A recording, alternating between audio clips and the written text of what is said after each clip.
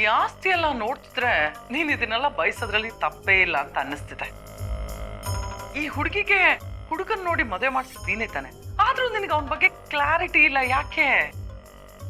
ಏನ್ ಮಾಡ್ಲಿ ವಿಜಯ, ನಾನು ಅವನ ಹತ್ರ ನೇರವಾಗಿ ಮಾತಾಡೇ ಇಲ್ಲ, ಎಲ್ಲ ಫೋನಲ್ಲಿ ಡೀಲ್ ಮಾಡಿದ್ದು. ಇವಾಗ ಈ ಮನೆಗೆ ಬಂದಿದ್ದಾನಲ್ಲ ದೀಪಕ್ ಅನ್ಕೊಂಡು ಅವನ ಹತ್ರ ನೇರವಾಗಿ ಹೋಗಿ ಮಾತಾಡೋಣ ಅಂತಂದ್ರೆ ಎಲ್ಲಿ ನನ್ನ ತಪ್ಪೆಲ್ಲ ಆಚೆ ಬಂದ್ಬಿಡುತ್ತೋ ಅನ್ನೋ ಭಯ. ಆಮೇಲಿಂದ ಅಪ್ಪಿ ತಪ್ಪಿ ಅವನೇನಾದ್ರೂ ಭಾವನ ಹತ್ರ ಹೋಗಿ ಹೇಳ್ಬಿಟ್ರೆ ನನ್ನ ಕತೆ ಅಷ್ಟೇನೆ.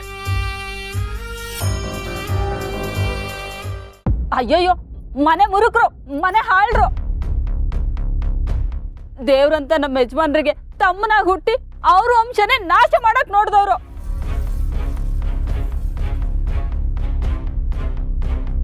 ನೀವ್ಯಾರು ಉದ್ಧಾರ ಆಗಲ್ಲ, ನೀವ್ಯಾರು ಉದ್ಧಾರ ಆಗಲ್ಲ.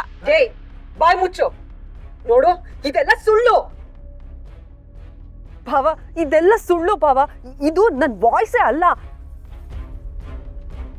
ಯಾರೋ ಯೂಸ್ ಮಾಡಿ ನನ್ನ ವಾಯ್ಸ್ ತರ ರೆಕಾರ್ಡ್ ಮಾಡಿದಾರೆ ಅಷ್ಟೇ. ಇದು ನನ್ನ ವಾಯ್ಸ್ ಅಲ್ಲ. ಈಗ ನೀನು ಹೇಳೋ ಸುಳ್ಳುಗಳು ನಿನ್ನನ್ನು ಕಾಪಾಡಲ್ಲ. ಅವತ್ತು ನೀನು ಆ ವಿಜಯಾಂಬಿಕಾ ಮಾತಾಡಿದ್ನ ನನ್ನ ಮಗಳು ಆಟ ಆಡ್ಬೇಕಿದ್ರೆ ಹೇಗೋ ರೆಕಾರ್ಡ್ ಮಾಡಿದಾಳೆ. ಅದು ನನ್ನ ಕೈಗೆ ಸಿಕ್ತು, ಅದು ನಾನು ಅವತ್ತೇ ಕೇಳಿಸ್ಕೊಂಡೆ. ಆದ್ರೆ ಒಳ್ಳೆ ಸಮಯ ಬರಲಿ ಅಂತ ಕಾಯ್ತಾ ಇದ್ದೆ. ನೀವಿಬ್ರು ಪಾಪಿಗಳು ಅನ್ನೋದು ಸಾಕ್ಷಿ ಸಮೇತವಾಗಿ ನಮ್ಮ ಅಪ್ಪಂಗೆ ಗೊತ್ತಾಗ್ಬೇಕಾಗಿತ್ತು. ದೀಪಕ್,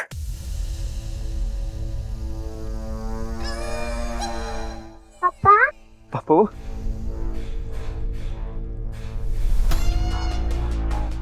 ಚೆನ್ನಾಗಿದೆಯಾ? ಓ ಅಪ್ಪ, ಚೆನ್ನಾಗಿದ್ದೀನಿ.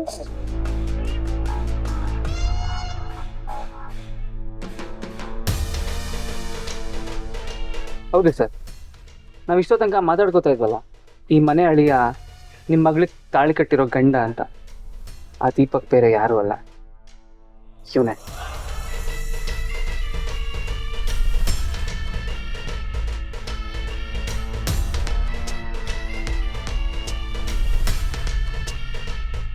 ಅಂಜಲಿ ಅವರೇ, ಒಂದು ನಿಮಿಷ ಬನ್ನಿ ಪ್ಲೀಸ್. ಒಂದೇ ಒಂದು ನಿಮಿಷ ಬನ್ನಿ.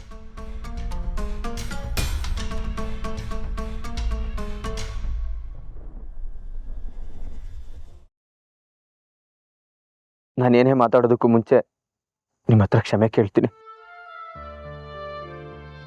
ನೀವು ಕ್ಷಮಿಸ್ಬೇಕು ಅನ್ನೋ ಎಕ್ಸ್ಪೆಕ್ಟೇಷನ್ ಏನಿಲ್ಲ, ಆದರೆ ನಾನು ಮಾಡಿರೋ ತಪ್ಪುಗಳು ನನ್ನನ್ನು ಸಾಯಿಸ್ತಾ ಇದೆ.